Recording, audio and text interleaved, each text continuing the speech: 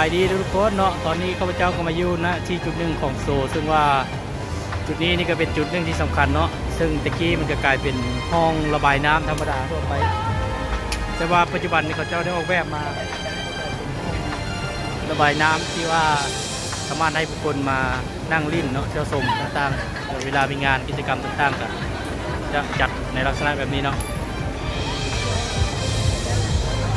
อันนี้เป็นบทเสียงโศกด้วยนี่สังเกตตรงนอกนี่ห้องน้ำทั่วไปชื่อเนาะนี่เนาะพระเจ้าก็มีการออกแบบให้สามารถทางพื้นก็สามารถให้นั่งรินเที่ยวชมได้แล้วก็